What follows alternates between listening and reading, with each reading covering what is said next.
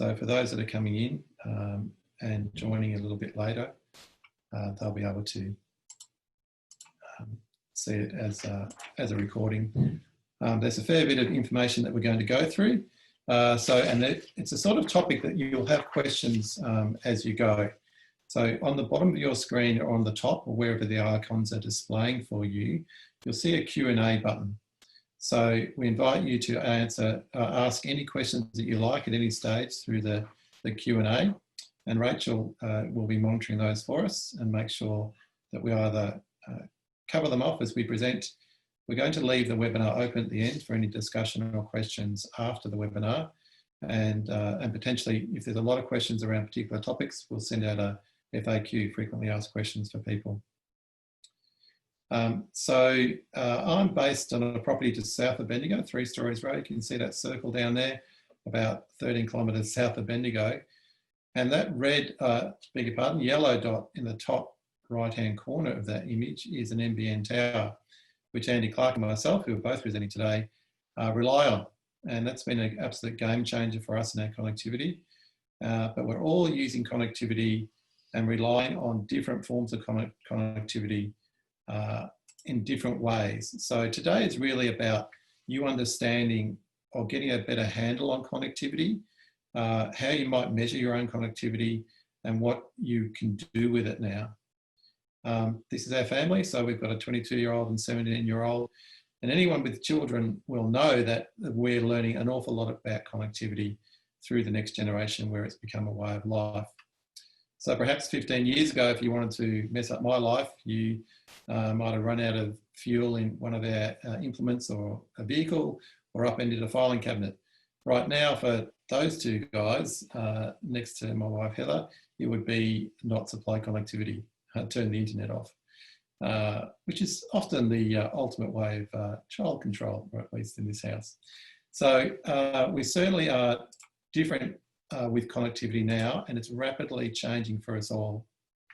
So why am I involved in this type of stuff and enjoy working with these other 4 people that are helping you out today? We work with a project called Extension Oz, which relies on connectivity. It's an online digital network provided by these 3 organisations. And essentially what it does is it networks experts in particular fields together. And at the moment there is 18 of them. So if I just go back, there's these 18 different areas, and I won't labour that at the moment, but there's things from automated milking systems to precision agriculture, to soil moisture monitoring, field crop diseases. So a range of areas where experts around the country coordinate online, digitally, and then provide information out to people about these subject areas. So it's really harnessing connectivity and the tools around it and providing information in a timely fashion. So the idea of it is that they can react and provide information very quickly to people who need to get that information to make decisions. So in the professional beekeeper's sense, you know, if there's a varroa mite outbreak or something like that, then they have access to the experts and they get information very quickly. So I'm involved in coordinating that project, and we've learned a lot about online spaces and connectivity as a result. So today, just by way of introduction, we're really going to introduce connectivity to you, and home versus what you can do on the farm. Importantly, how you might be able to measure your own connectivity and what influences those results, because it doesn't stay static, it varies. Importantly also, how you can optimise it and what that means. So what uses you might use for different connectivity.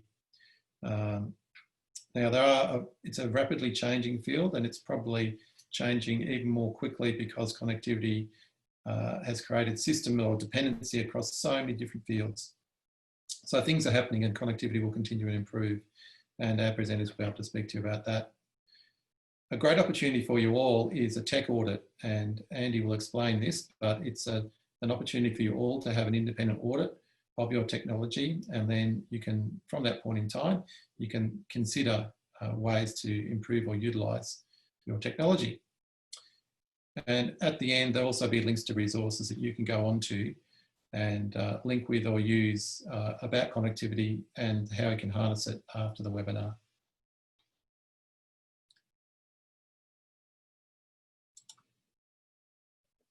So connectivity, even in the last 10 years, has changed from, we've had iPads come in, and this gentleman here is, checking, whilst he's on auto steer, being able to check things as he goes along. But for many of us, it really has gone to extreme levels. So I won't ask people to question how they do use their connectivity, but I've no doubt that some in the room have used it in all sorts of places because we're just so totally reliant on it. Now, the reality with connectivity now in farm business is that it's probably not optional anymore.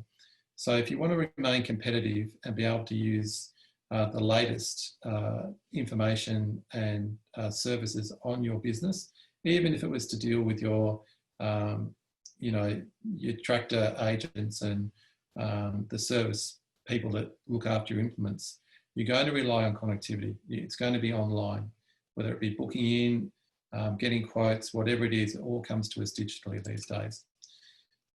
And so what our presenters today are going to speak to you about is what these different opportunities are. So when we have connectivity, what this rapidly expanding space is looking like and what opportunities they are for you going forward.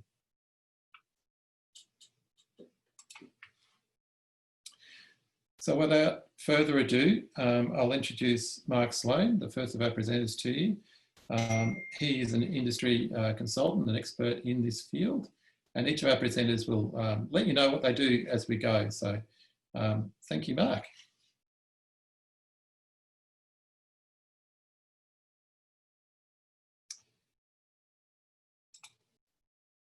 Mark, you're just muted at the moment, so if you just unmute.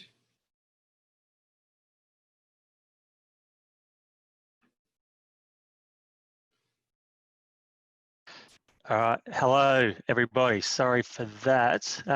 Yeah, thanks, Gavin. Thanks for the intro and thanks for the opportunity to participate in today's presentation. So, yeah, I'm just going to take you through some of the basic terms, and I'm just going to reset my slides.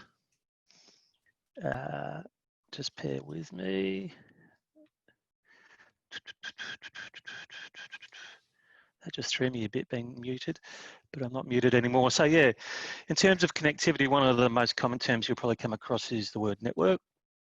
And just by definition, a network is a collection of devices.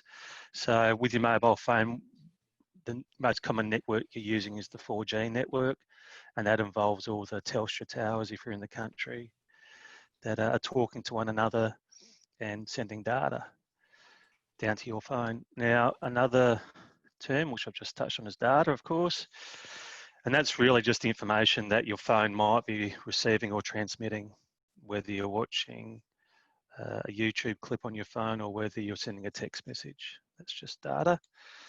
And the data is closely linked to your download. So I'm sure some of you have downloaded a PDF from the internet at some stage, and that's just that transfer of data. Okay.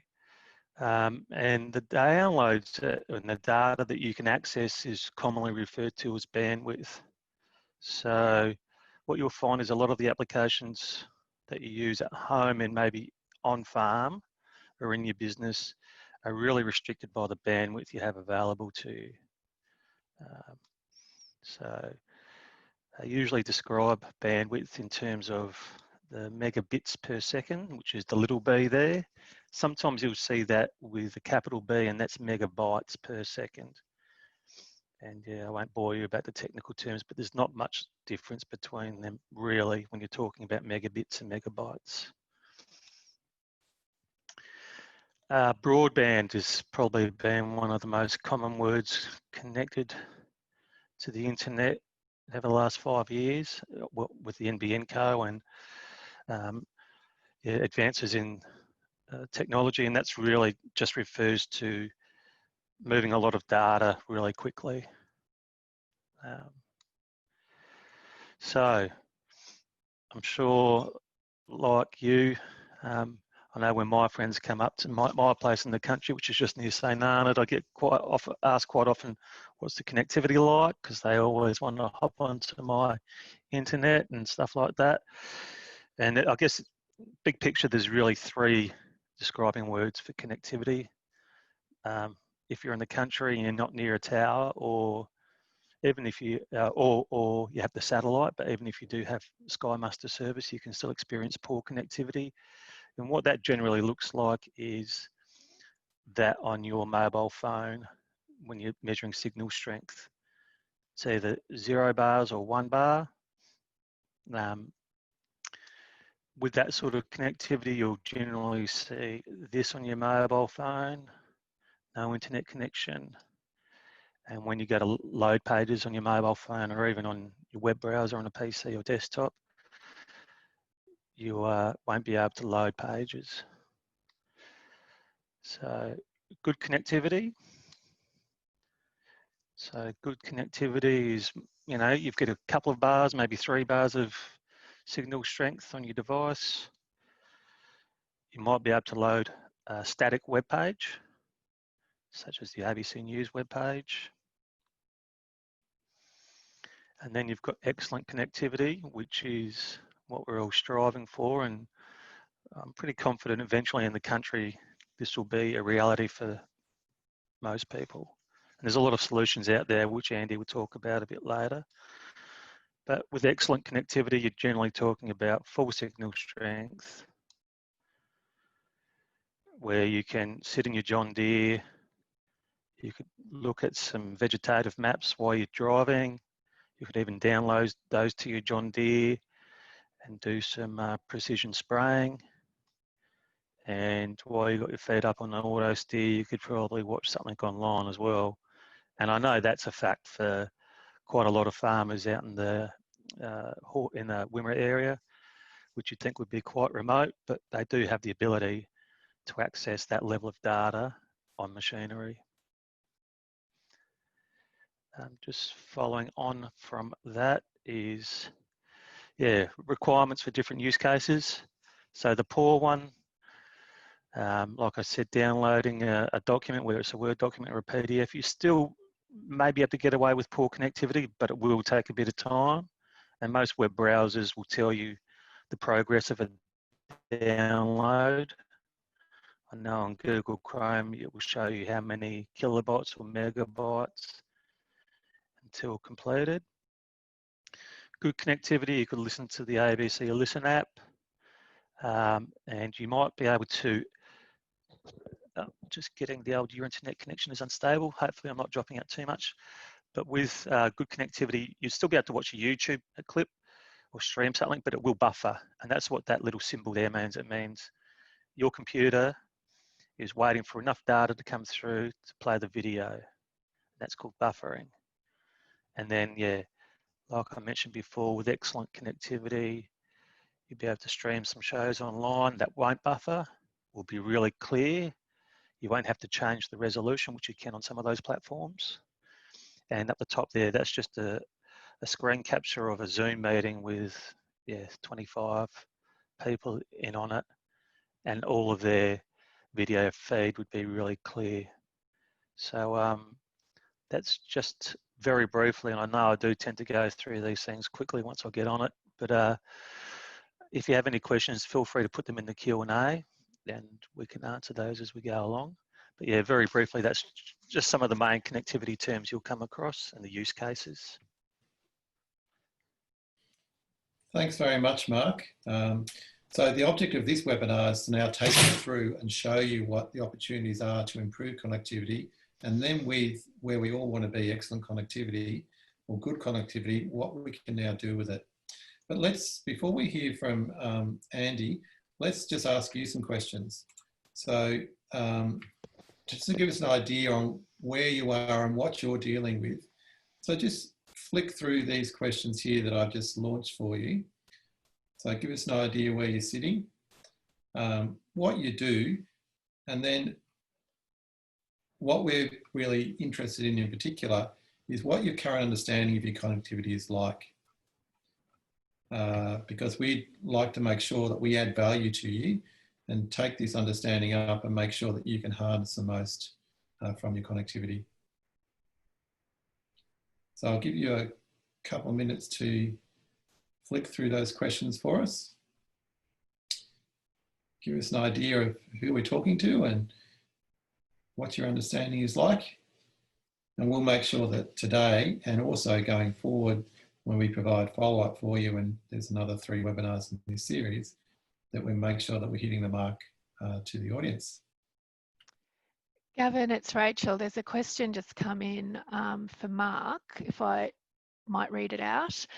Stuart's just asked, do we necessarily need to rely on broadband speeds, or can machine-to-machine communication suffice for most applications in agriculture, for example, Internet of Things? Yeah, great question, Stuart. And I know Andy will be touching on IoT a bit later in this presentation, but yeah, you don't need a broadband connection for those sort of smart devices or connected devices that you might set up in on farm. Yeah, there's lots of other different types of networks out there, and yeah, Andy has got those covered later in the presentation. And yeah, thanks, Alon, for your information about bits and bytes. Yeah, there's 8 bits to 1 byte, if anybody's interested, and that's just when we're talking about measuring speed or measuring bandwidth. Andy, back to you. Oh, sorry, Gavin, back to you. Thanks, Mark. We'll just give you another, say, 20 seconds. If you could answer those, they've got 13 of 21 of you have voted. So if everyone could just have a quick crack at those questions for us, and then we'll end the poll. Give you another few seconds, flick through.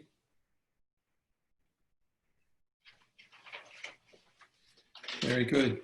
Going. We'll show you the response to that. There's the results for you. So we've got a broad cross-section of people from different parts of Victoria, which is great to see. We've got about 20, what have we got? 21 people online, 22 people online. Of those that have responded, so we've had 12, 14, 15. So a fair few of you are farmers. There's some service providers, a couple of others from other industry, no doubt. And interestingly, yeah, fair percentage of livestock farmers. And we've got a range of expertise. So definitely some value for all of you coming up now, I would hope. And Andy will kick that off with talking about, so we're taking through the terms. Now we want to take you through how you test your connectivity.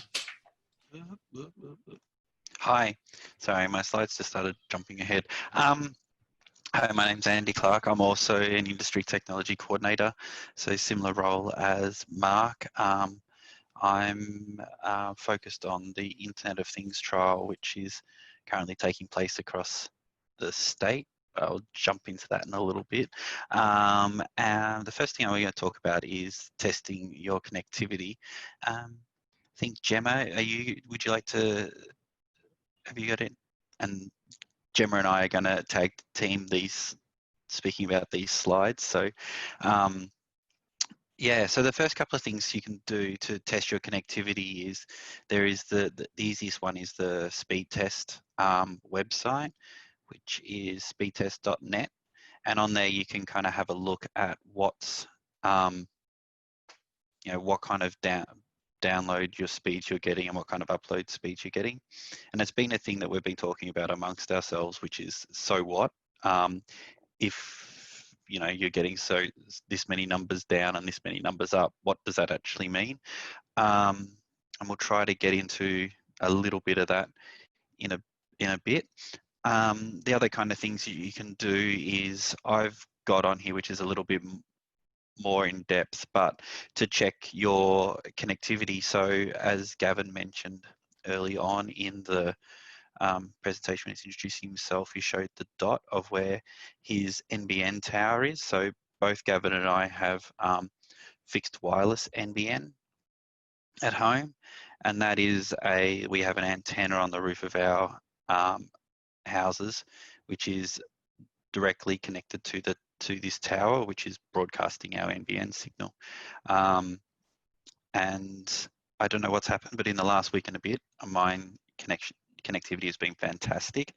But yeah, when there's a lot of people also trying to use the internet with fixed wireless, I do see massive drop in speed in the evening, and yeah, reduced ability to do a lot of different things. But for some reason, it's going really well right at the minute.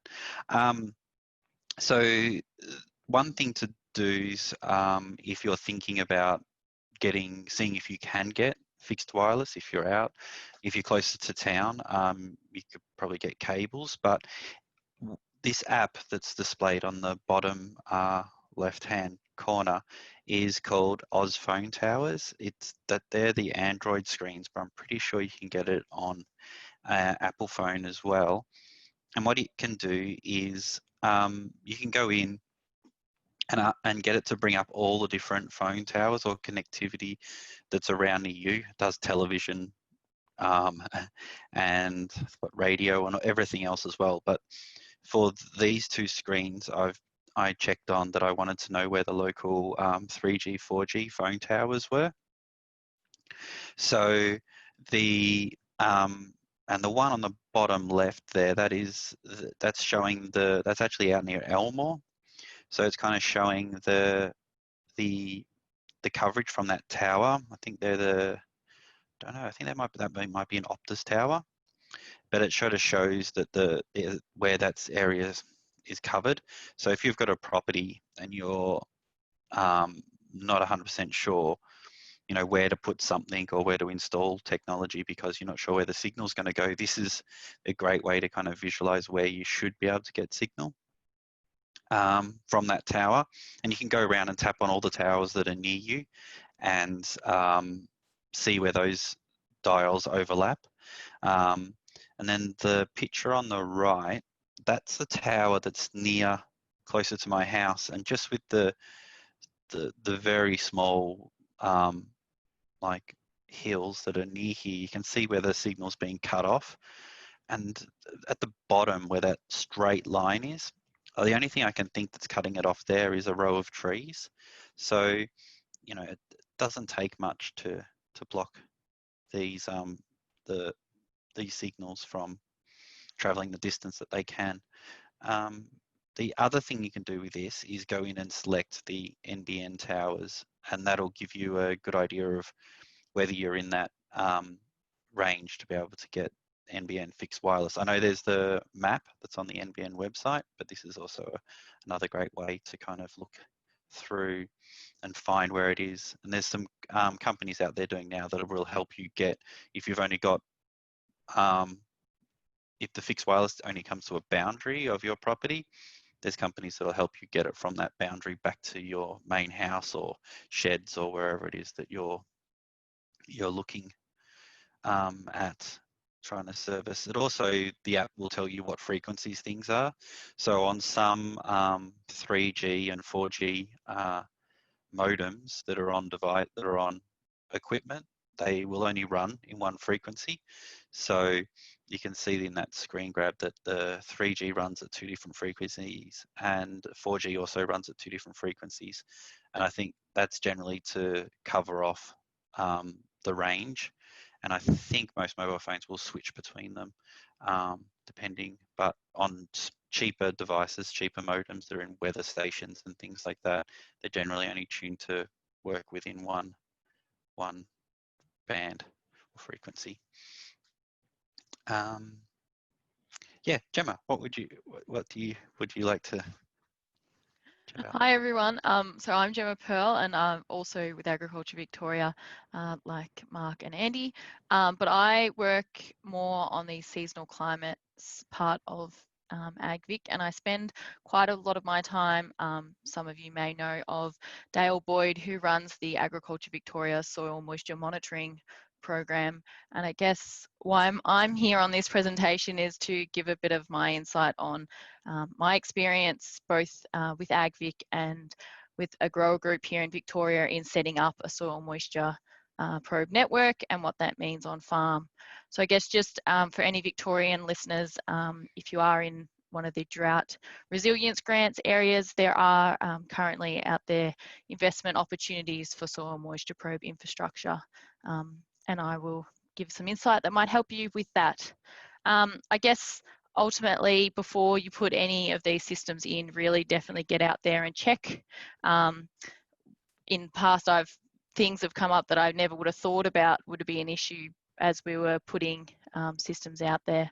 So, for example, for the 3G and 4G system, Andy's showing you some great apps there, but also just get out there with your own mobile phone. If you've got an area of your farm that you know exactly where you want to put a piece of equipment, see how good you can get a phone signal out there. Just go out and call somebody, or try and download a web browser, or try and do an online meeting, see if it works or not. And also try different times of the day. We've got a soil moisture probe within the AgVic network that we know at certain times of the day we won't get a signal from, because it is right on the edge, and when other people are on that network, it's on the 4G network, it will drop out. So that's something to take into consideration for sure. If you're using any of the other connectivity options, the LoRaWAN or anything else that Andy's going to mention further, definitely biggest thing is to get that supplier to come out and do a test for you. Give it a go, set up a temporary base station and put the blue nodes or whatever system you're using, actually physically go out and test it. It might be that you have to change location if need be. I guess one thing to definitely remember about the 3G network is, at this point in time, the timeline for phase out being communicated by the telcos is that it will be gone by 2024. So if you're investing now and you want this equipment still to be relevant and usable after 2024, probably don't use the 3G system if that's required. I guess some of the big things that I learnt when first putting out soil moisture probes was some of the actual physical things that get in the road of connection. You would never have thought or really given it too much consideration, possibly the effect that just a single tree line can make on getting that line of sight between a base station and a network, or even just a slight change in the topography, just slightly going, I guess, higher or lower.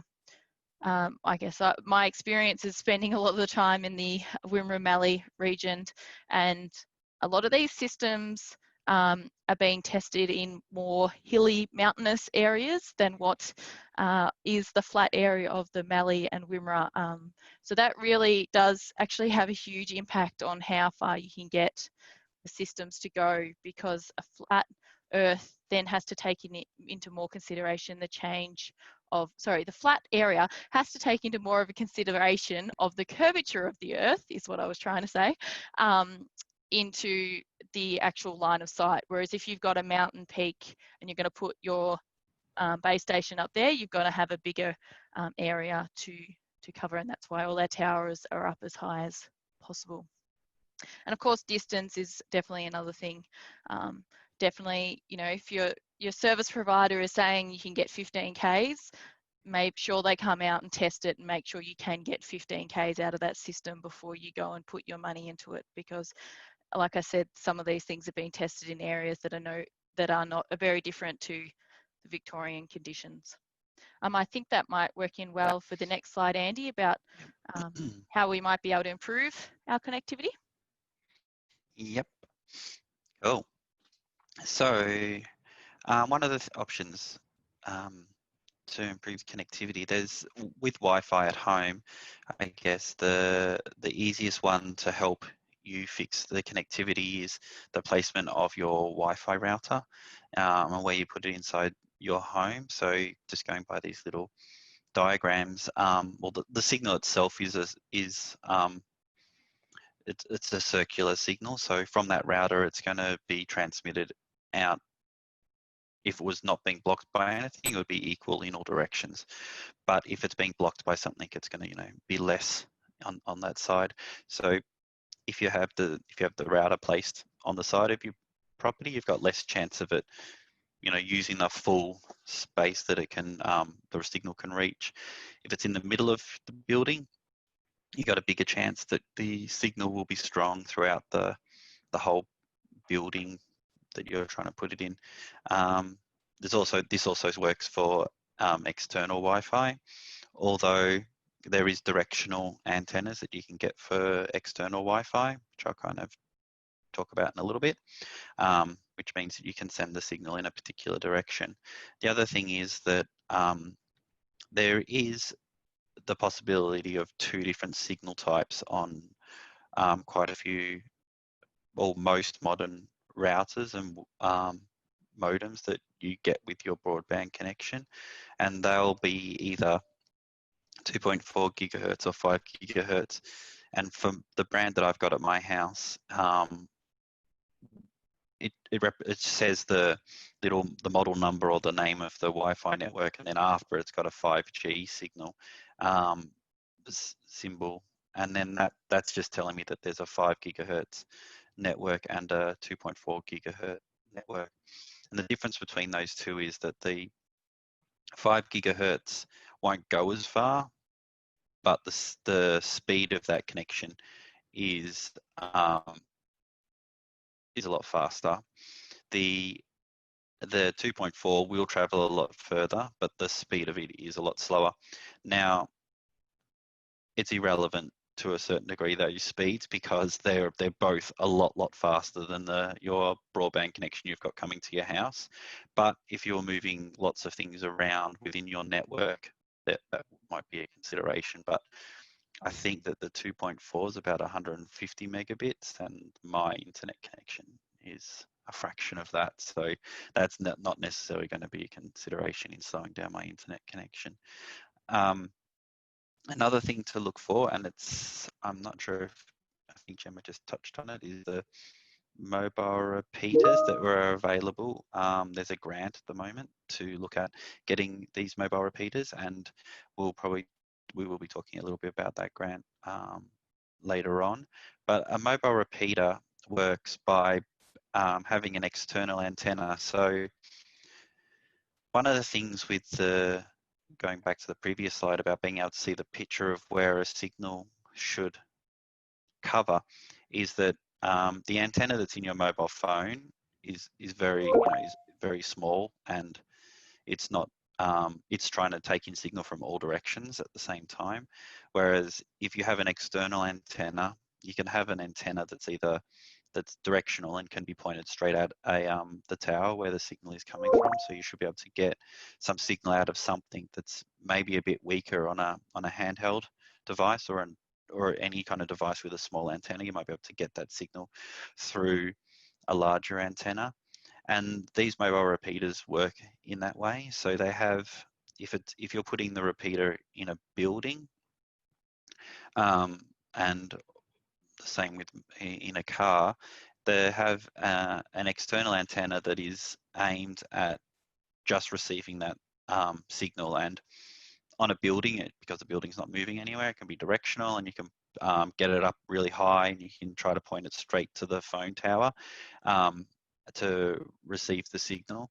Now, if it just needs, like in that case, if there's no signal at all, a repeater's not going to help you. Like if you don't have any, if there's no tower and there's nothing coming to your house, you're not going to get a signal out of this. But if there's an opportunity to get a signal by using a with an external antenna, these repeaters are quite good.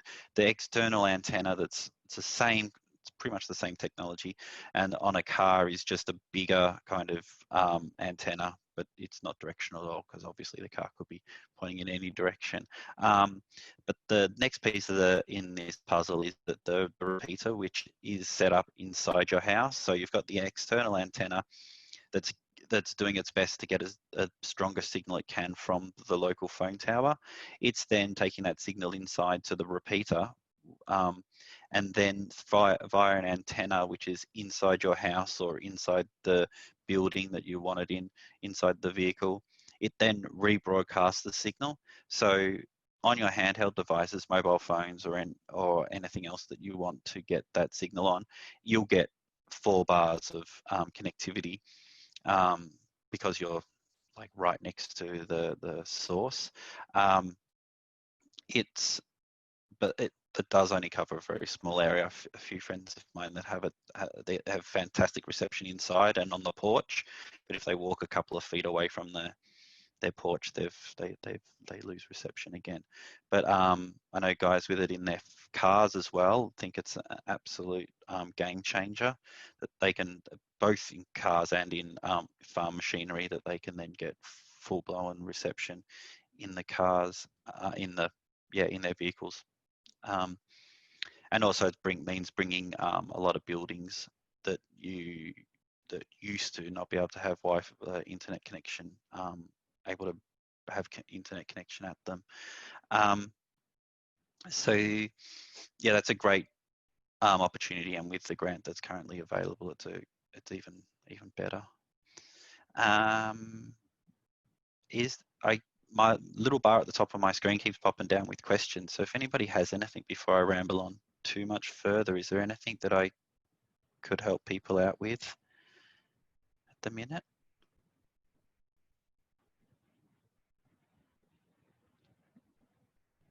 Gavin or Rachel, are you able to see the?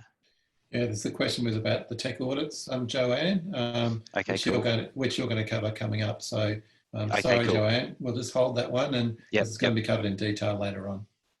Yeah, yep, I'll be really happy to talk about that later on.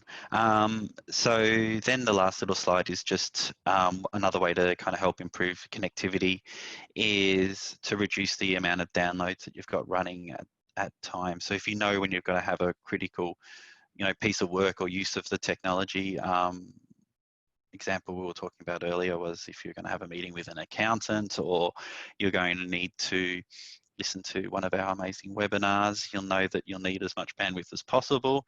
So you can look at things to the little diagram on the bottom right is in Windows, you can tell Windows not to update at all during the day and only update during the evening.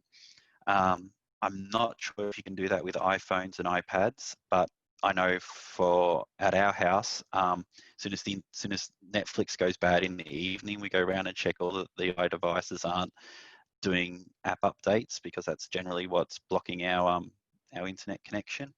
But it's that, just checking out what's being using it and prioritizing what is using your connection. And I thought this little diagram on the top right was quite an easy way to understand the difference between bandwidth. So I'm not technically sure if bandwidth and speed are necessarily relevant, because I think a speed you can have a smaller amount of bandwidth and still maintain the same speed, but you definitely can't pull as much stuff up and down the pipe. So as an understanding, you've got bandwidth can be the size of water pipe, and the bigger the water pipe, the more stuff you can get through it, and the smaller the water pipe, the less stuff you can get through it. So, if you are trying to watch videos, update devices, check emails, do all of this at the same time, it's taking a lot of that bandwidth at the same time, and it's going to mean that you're going to have to prioritize what you want to do. Cool. So I think that's that for that one. I was just we're going to have a bit of a chat about on-farm networks and the differences between them all.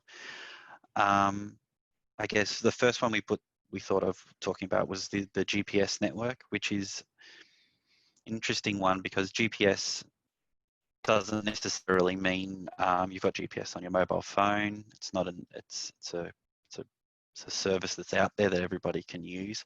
But then if you've got GPS and guidance equipment in your machinery, you're looking at something that's a little bit different and a bit more granular in the kind of scale that it can go to.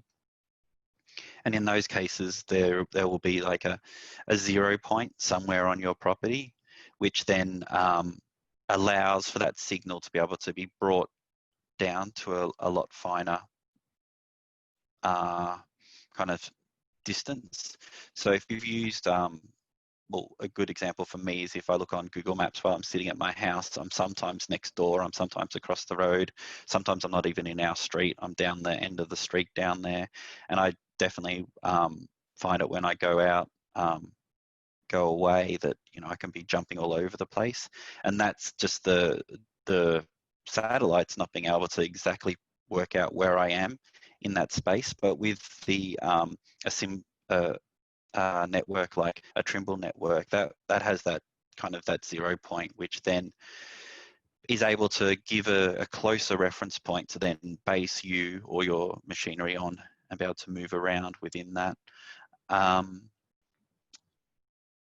Yeah, so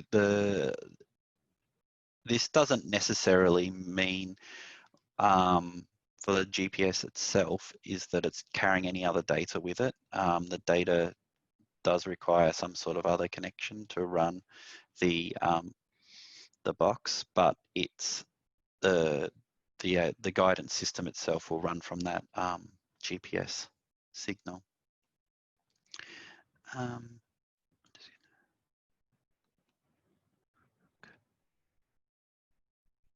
And then the next one is the Wi-Fi signals. Just having a quick look at time. Okay, cool. So being able to set up a wire. So the slide after this is going to be all about the kind of Internet of Things network, which is one category, but the category that is the thing that most people have at the moment at home is a Wi-Fi network, and that network itself, is generally kept within the building or the house that you're working on. But there are quite a few devices you can get now to easily broadcast that Wi-Fi network around all your yard and sheds and everything you've got going on. This map is of a university campus, but what essentially this is how because the Wi-Fi doesn't really travel a long distance, you need more gateways or to kind of put around access points throughout your network, but you can get some equipment that'll blast the Wi-Fi signal a long way in a straight line, and I think we're talking tens of kilometers here. So I know that there's a few different farms that I've been to that have sort of got a Wi-Fi network that runs around all their pump sheds, and they're covering a huge distance doing that. But they found that the investment in the Wi-Fi was critical to make sure that they always had a stable or a relatively stable network connection and a two-way connection as well, which is what the benefits of Wi-Fi is, that you can receive signals and give signals at commands at the same time. It's yeah, and the pricing for building something out like this is not that expensive as it used to be as well. I think I'd leave that at that. I think one thing that's interesting from this diagram is you can see that the signal, although it travels a long way from point to point, it still is kind of, there's a bit hazy and it's not as strong going through the middle of the diagrams. And that's because each of the access points themselves are the bits that transmit the signal that you're able to get. So if you've got Wi-Fi being shot from one pump house to another pump house, it doesn't necessarily mean that everything in between that is going to have a great Wi-Fi signal, but around each of those buildings will have a good signal. Andy, I'll just interrupt with a question from Ron. Sure. How do we find reliable advice regarding which system will improve internet connection? Ron's saying he uses a mobile connection for phone and desktop. Okay, so I think that's a good question.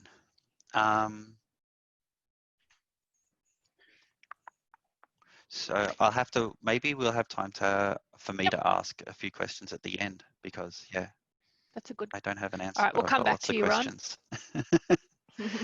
Yeah, so then the last bit of this, and it's the bit that lots of people are talking about,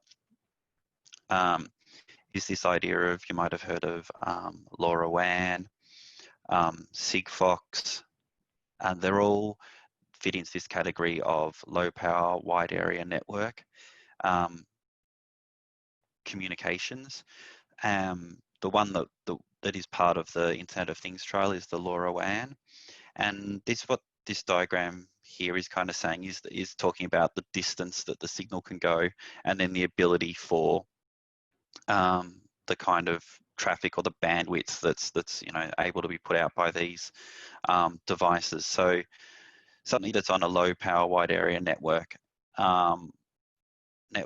is generally, it's a sensor that you don't want to consume a lot of power. You want it to be able to send small packets of data, and you want them to be able to travel a long way. So an ideal situation for this would be something like a trough or tank monitor that's sending 1 or 2 updates a day over that long distance, and maybe that sensor's got a battery in it that you want to last for a year or 2 years, and that's where this kind of connectivity comes into its own. You can also then put a bunch of different solar panels and stuff to keep the kind of devices running. I think you can also see within all of this a whole bunch of other different technologies that are kind of fit within that space. The ones on the left-hand side that are 802, all of those ones, that's all your Wi-Fi. And I think, if I'm right, Wi-Fi started off with the G and then kind of went up. I'm not 100% sure on that, but anyway, that's the Wi-Fi there. You got Bluetooth, which is in your normal phone, and you can connect with things. RFID, which is in your cattle tags. And then the big one is that everybody's hoping is going to be the next thing, is the 5G at the top, that can handle a whole bunch of bandwidth, and as by this diagram, looks like it travels quite a long distance. So quickly move on to the next slide. So digital agriculture and Internet of Things. I'll let you talk for a bit, Gemma. Yeah, so I just wanted to quickly, I guess, give a bit of a brief overview of what we mean by Internet of Things before Andy gets more into the actual AgVic project. But I guess to make it really simple, when we're talking about Internet of Things, we're literally just talking about sensors or groups of sensors collecting data that are helping with decision making, depending on what that is or where you want. I guess there's a couple of good examples that I like to go back to, and they're not ag specific ones, but I think there are definitely other industries working in this IoT space as well, and I think we've got a lot to learn from them, and I think them us as well. So one example is the Gold Coast Council. They have bin level sensors on all their public bins, and they're using that to determine where the garbage bin goes during that day, which bins get emptied one day and which bins get emptied the next, and that's enabling them to be more efficient in their movement of their machinery, but also making sure that, if there's a really busy beach one week compared to the next, that's getting picked up multiple times that week. Another great example that was told to me by a CEO over a small council in Victoria, where he felt was going to be a great opportunity for their region, given the aging population of that area, was the opportunity to put fridge sensors on elderly people's homes who are getting Meals on Wheels. So if a volunteer goes and takes a Meals on Wheels to a house, say at 9 or 10 o'clock in the morning, if that fridge doesn't get opened before 2, you probably know that they haven't eaten their lunch or gone near their lunch, and maybe somebody needs to be sent out to check on that elderly person. So that might mean the difference between finding somebody who needs help within a couple of hours compared to 24 hours or on a weekend, 3 or 4 days. So just a couple of options there that are bigger than ag, but great ideas of this technology. And I guess the other thing I just wanted to let everybody know is that on that link at the bottom of this slide, the agriculture.vic.gov.au/soil moisture monitoring, Dale Boyd and myself have put together probably the key 11 questions that we think, if you're putting in a soil moisture probe, you need to ask your provider before putting in that probe. Now, some of those questions are relevant for other sensors as well, and some of them are very relevant just for soil moisture, but a couple of key points there that you might want to look at before looking at any IoT products. Back to you, Andy. Cool. Thank you. So yeah, Mark and I are part of this the Internet of Things trial, which is currently taking place. I won't go on for too much about it because there is a couple of other slides that I'd like to talk to you before we run out of time. But essentially, the Internet of Things trial is being run across the state. There is 4 trials happening. There is the dairy trial, which is running down at the McAllister Irrigation District. There is the horticulture trial, which is what I am responsible for coordinating, and that is around Greater Shepparton and Moira Shire. Then you've got the sheep trial, which Mark is responsible for around the Loddon Shire, and then you have the grains trial, which is out in the Bullock Shire. We have a video here, but I won't push it because as soon as I click that, that's another 3 minutes, and I don't want to lose you guys just yet. But there is a link at the back of this presentation, which will take you to our digital ag space on the Agriculture Victoria website. And it's got a whole bunch of information about the programs that we're kind of running at the moment. It'll be the location to go to for future programs. And you can get all the background information into the current programs there too. So what's coming? It's this talk about 5G, which is really exciting.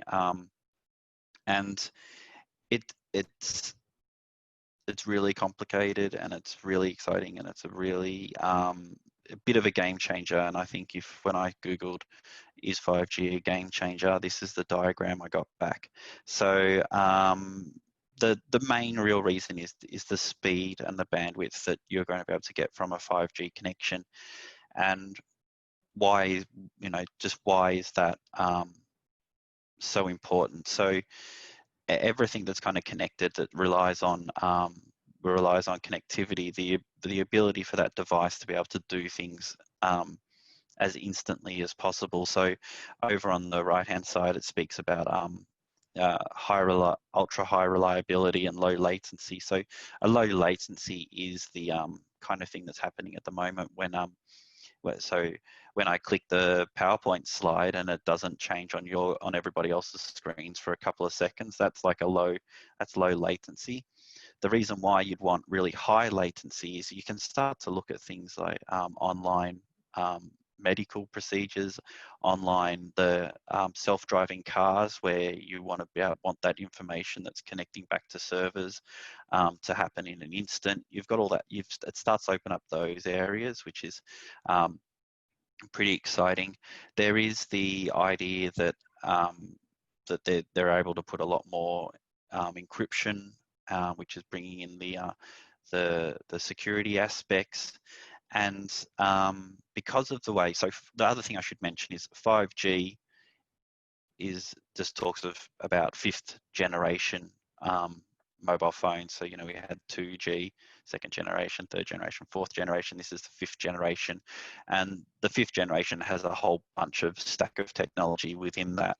So there's been the idea of ridiculously high speeds is different depending on where you are. So the signal, yes, might go a long way, but you're not going to get super fast speeds at a really high distance from a tower. The closer you are to a tower, you're going to get higher speeds. But even we're talking a lot faster than what you can get at the moment. The other thing is the amount of devices that can be connected to this. So as we're all, we've been talking about the Internet of Things and everything that you have connected, you have at home is like, there's just so many things that are connected at the moment. I think I rang our broadband provider and asked them, I was complaining about how fast our internet connection was, and they're like, how many things do you have connected? And I'm like, oh, we've got 4 things, and then when I hung up the phone, I sat down, I worked out we've got like over 20 things that are constantly connected to the internet in our house. So it's crazy, and there's going to be there'll be so many more of these things happening, literally thousands of them. So this 5G network will be able to handle all those kind of things, and part of that has got to do with prioritizing the signal. So you can have lower connectivity, stuff that requires lower connectivity using one part of the network, and stuff that requires the higher bandwidth and the higher speeds using another part of the network. Yeah, so it is exciting, and I just checked 5 minutes. So it's going to be great. I think they're rolling out some of it in urban areas. But I think the other thing I was going to mention was that I think Apple is finally said that they're going to bring out a mobile phone that's capable of it, and that's going to, something like that's going to happen before the end of the year. There's been a few other brands that have had 5G stuff, but I guess once the, those that have lots of consumer goods start moving into the space, so should other things. Right, these are the resources for you guys. So I believe we're going to distribute this deck. So Speed Test is the website. Then in the app form, you can search the web app stores, or the app stores for Speed Test. I have it on both on an Android and an iPhone, so I know that's available. Gemma's 11 key questions to our suppliers is available from the soil moisture monitoring link there. You can get that Ozphone Towers app by searching the app stores. The other one that I didn't mention is Wi-Fi channels. That's talk to me later.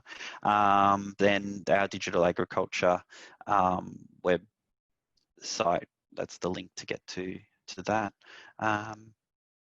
On-farm digital technology audit. So this is something that I am running, and it's, the idea is that I'll be able to sit with you guys and I can take you through a bunch of questions that I've got for you about connectivity and technology use on your farms, and hopefully by the end of that we have a really good profile of the technology that you're using and give you the information you need when going to speak to suppliers about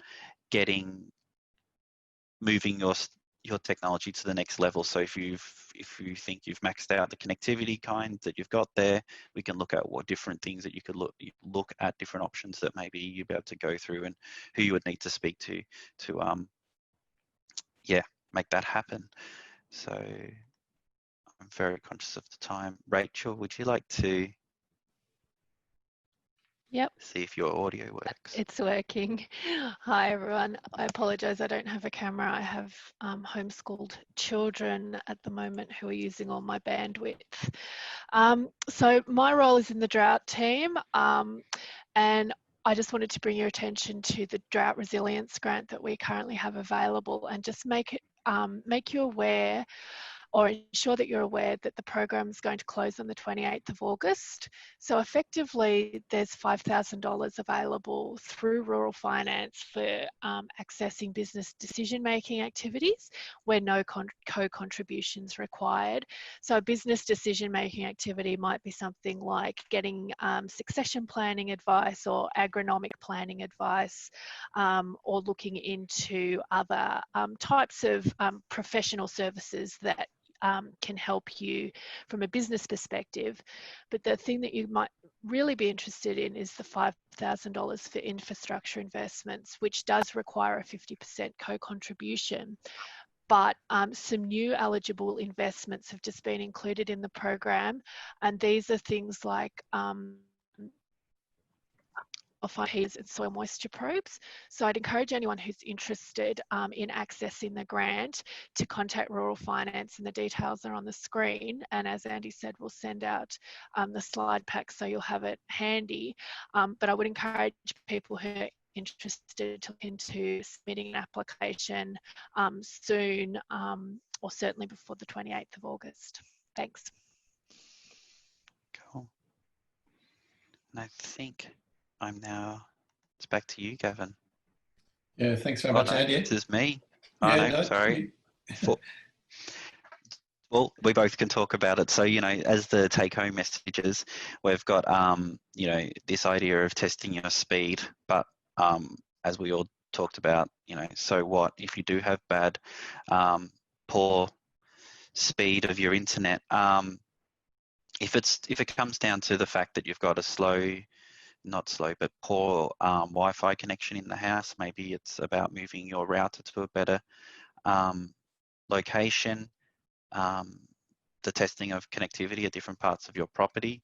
You might be able to get the NBN fixed wireless from somewhere else on the property. To be aware of those obstacles that could block your signal.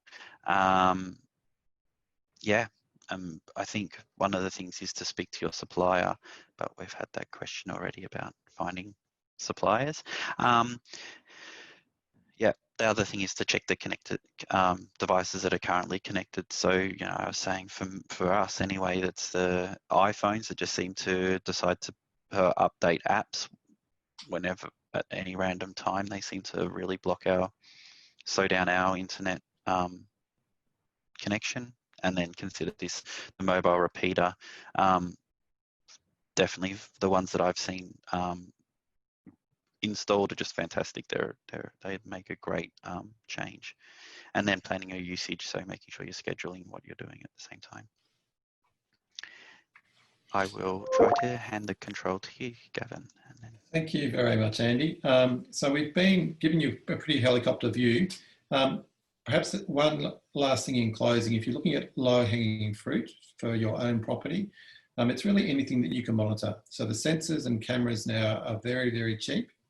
And so, you know, get in contact with any of these guys that have been talking to you today, because it's where you can monitor things. So even something as simple as a mailbox, you know, the depths and silos, water troughs, whatever it might be. So it's really a labour efficiency saving opportunity that is a very low hanging fruit.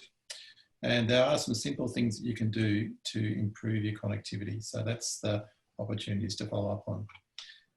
As we close, we just want to grab your final thoughts and give us some feedback. So please do that on the poll that's just coming through to you now. And we are now going to sit online, if you like, and just answer the questions that you may have. So I guess the calls to action are as the tech audit. We're going to provide you with follow-up information as a result and the links that the presenters have discussed today. But we really, going forward, want to hear from you about how you can be helped, because that's essentially what Agriculture Victoria is about. The poll should be open now, Joanne. So Andy and Gemma and anyone else online, can you see the poll? Yeah, it's coming through. Sure can. Joan, it should be appearing on your screen now.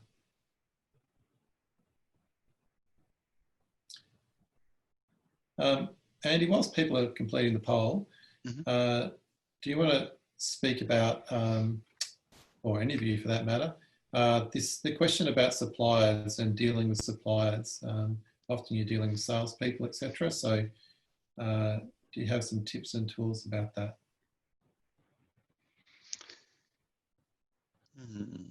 I think Gemma was definitely hit the nail on the head, is get people to come out and show their wares in location, because it can really, but they're, you know, what something says on paper may not necessarily be, you know, what actually happens when it gets out to your property.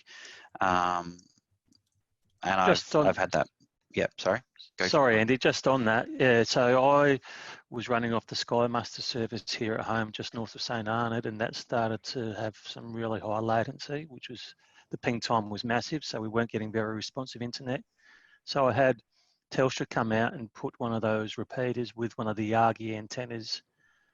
They fitted that to my house, and then they left it there for a couple of weeks for me just to see if I was getting better bandwidth. And yeah, within 10 minutes I knew what difference it had made. So yeah, just see if you can, they'll do the same for you. Just ask them to come and set it up before you commit to it. Yeah, so I know the Telstra dealership nearest me, which is in Maryborough, they were fantastic about that. So don't be afraid to ask for that either. Yeah, definitely.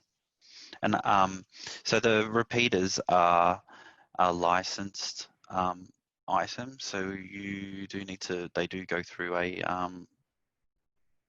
qualified, or, you know, like an authorized person to get them. But I think they do run.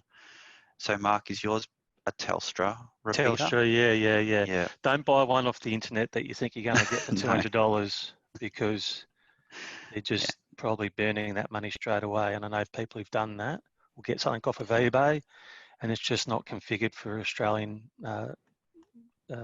cellular coverage. Yep. And yeah, they are illegal too. So you might get someone might turn up at your house and ask you what you're up to. Yeah, we Yeah. have had that. We've had that happen actually, Andy, where a neighbours down the road here, a few k's away, did that, bought one on the internet, and then had people knock on their door to say it was a week later, but they had been sucking all the bandwidth out of the tower. Yep. So that does happen. And I guess the key thing too is that when you're looking at your signal strength, as the presenters have already discussed, but go to different areas on your property and locations, because when, say, an NBN person comes to check to see if you've got the signal, they will just go to where they consider a point to be, and they will do one test. So, for instance, on our property here, it's 300 acres, and they came and they said we could not get NBN fixed. But we're in a 2-storey residence, and at the top, no drama at all. But they tested it out the front. So then we had to test it ourselves and prove that we could get a signal. So just an example whereby keep asking the questions of your provider. Yeah. The other good one, I guess, if you're having the issue, your neighbour might be having the issue. Like I know we definitely recommend with soil moisture probes these days, there's plenty of people out there using different things and have tried and tested things. So just get out and ask, I guess, other people in your group, your neighbourhood, or, if you're part of a wider grower group organisation, see if anybody else within that group. And also Twitter, we found, is also a good spot to ask those kind of questions too. There's plenty of people out there with kind of stories and helpful tips. Yeah. And I just found Stuart's question about do we necessarily need to rely on broadband speeds? Can machine-to-machine communication suffice for most applications in ag? Yeah. So it is connectivity really is the kind of like, what do they say? Horses for courses. So you've got if you don't need to be throwing like a really broad band speed connection at something like a soil moisture probe or a tank level monitor. They can use different technologies. So things like LoRa networks and Sigfox networks, they don't connect to the internet, so they're a network that then needs to come back to an internet connection to then connect to the internet. So one gateways that I've seen have they might have all of the LoRa stuff in it, broadcasting the LoRa network, and then they'll have another modem inside of it which has like a 4G modem in it that then connects to the that then does the internet connection. But in that case, you can have that tower and that modem somewhere on your property which does get that mobile signal and broadcast the rest of the network like out over the rest of the property, which may not have that. And if the devices are suitable for that, you can then have everything connected. You can also connect those kind of gateways to your normal Wi-Fi at your house as well. Completely forgot what I was going to say, but yeah, that's the answer there. Oh yes, you can't put even single images won't really go through LoRa and those small technologies. They really are about a very small packet of data, and that takes there's a whole system that kind of the device creates that package and sends that package, and then it requires the servers to unbundle that package and split the data up into something meaningful that can then be charted or put in an app. I hope that helped. But yeah, it's really interesting, that side of things. And I think part of that, I know that the different smart farms, which are part of Agriculture Victoria, they're all trialing different kinds of technologies in that space to see what works and what doesn't work. Andy, am I right in saying that now it is legal for, say, a group of farmers that has poor service in a geographic area, but have somewhere that they can create a node, they can create an access point, that they can work with a supplier on providing for NBN? Yes.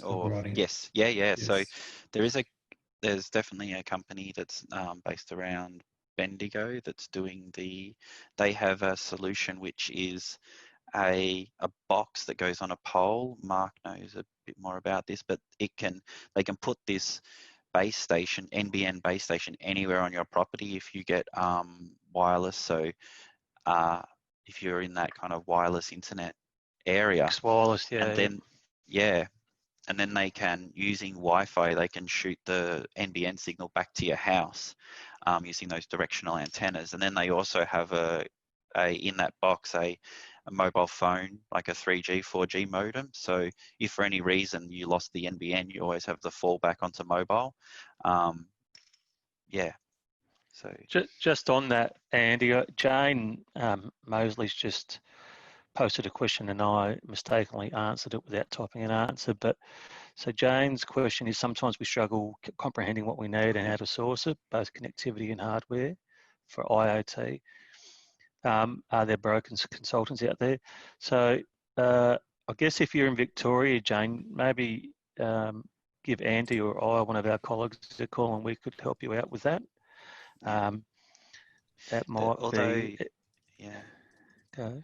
I was just going to say, although the trials kind of closed for this first round of participants, you can download the catalogue of the apps and devices and then in that there is a list of the suppliers that are supplying the Internet of Things trial, but there's no reason why you can't externally contact them or look through that catalogue to kind of get ideas of what's available. And there's some different things in there. I'll pop my mobile number on that question, Jane, and if you want to give me a buzz after this, we can have a quick chat as well. Team, there's a question there from Louise about the theory, that we all have this challenge. But Louise is saying she's struggling to find knowledgeable people about rural challenges to discuss and give advice. And she's tried contacting Telstra or Fixed Wireless and could only get some city person on chat, which is useless. So commentary there. And I noticed that one of the attendees today was a representative from NBN and they've offered to help to follow up too. I guess I'm happy to give, my insight from testing out a bit of technology that had never been tested in the Wimmera or Mallee before. And I feel your pain, Louise. We definitely had that same issue with, people who are very confident in their knowledge of the technology, but then the way we used it on farm was very different to how they'd been testing it in Queensland.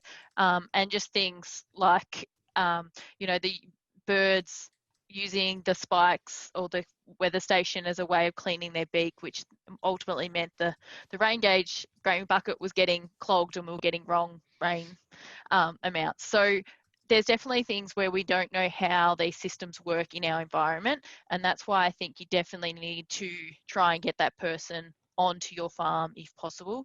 I know you've mentioned that specifically they're contacting Telstra over the phone has been quite hard. If you can, I don't know how close you are to your closest dealer, go in, just walk in the door and try and talk to somebody.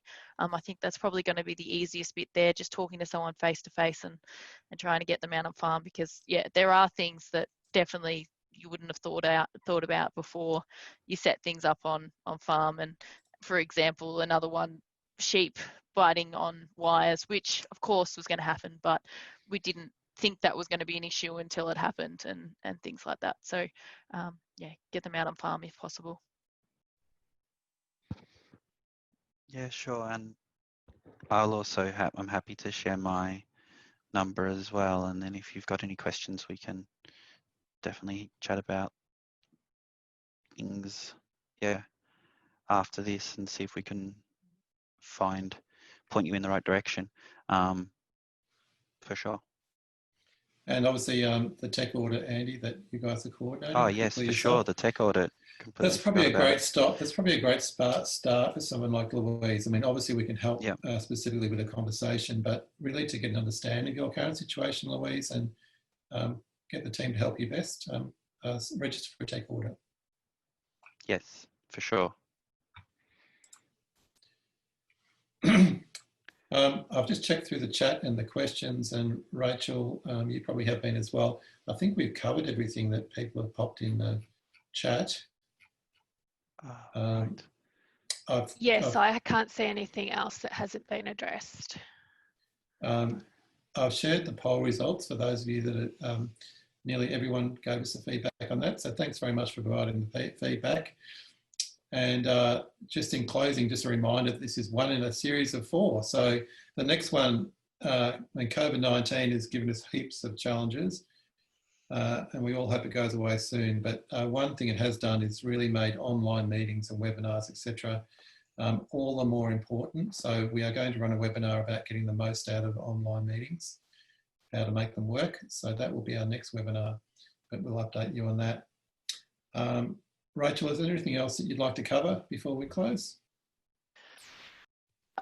No, probably just to highlight that the next webinar is next Tuesday, same time, different Zoom registration, but it's at the same time, and will be there'll be 3 more to come. So the next 3 weeks at the same time, there'll be a different topic.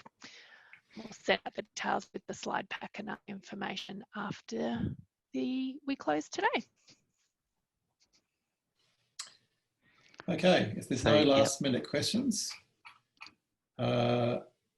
we shall send out contact details. You'll have access to the slide packs. The information on links will be sent out.